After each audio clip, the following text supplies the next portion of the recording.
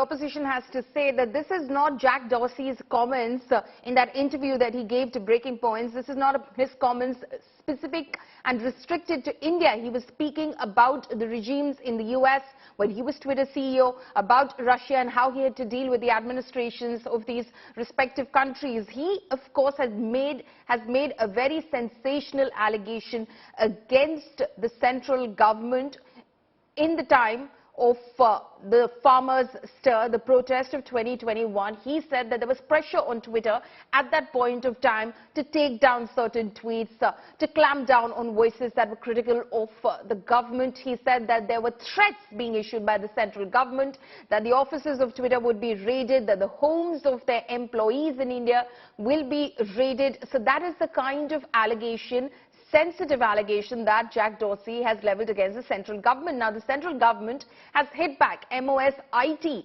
that is Rajiv Chandrasekhar, has hit back and has given a long response to the same, saying that there was a lot of misinformation that was floating around at the time of the farmers' stir, which even, in fact, alluded to possibilities of a genocide, which was definitely fake, and hence the government had to clamp down.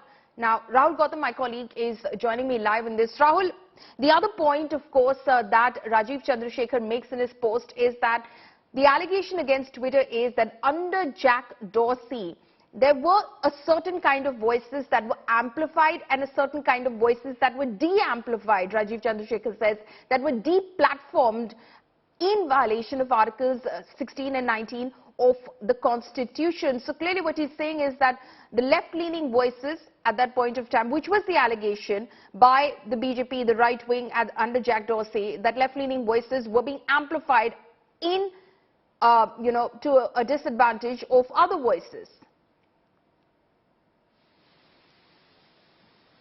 Absolutely, Paulomi.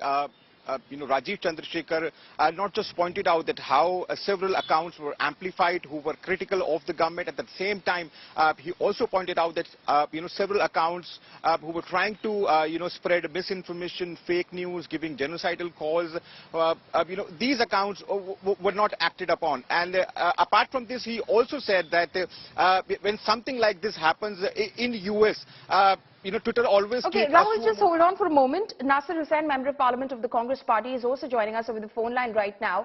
What do you have to say about the allegations that Jack Dorsey has made? Because the centre has dismissed those allegations, saying that at a time that there was misinformation, there was a need to put in certain restrictions. Otherwise, a very sensitive situation could have flared up. He's talking about the farmers' stir of 2021. Yeah, I think... the government is being exposed day in and day out. The government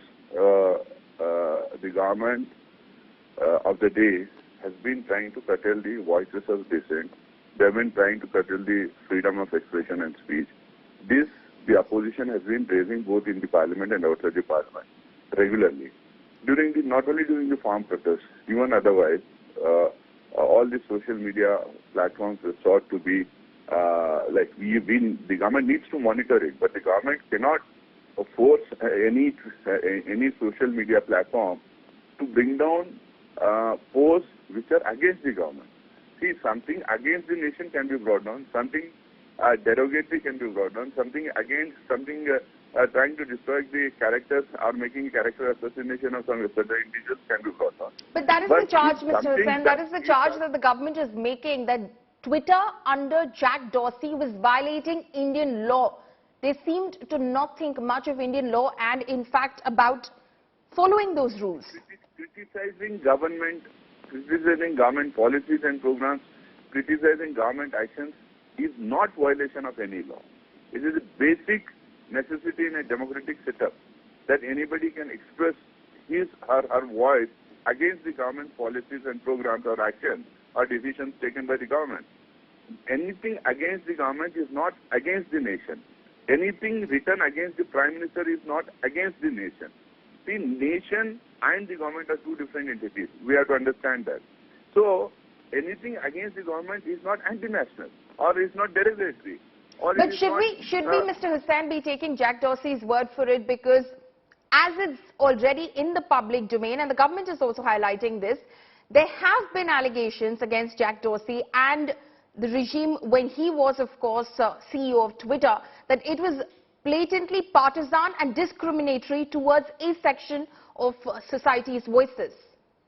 You have seen BBC being banned. You have seen that the officers of Twitter, Facebook, and all these officers in Delhi being raided by the government.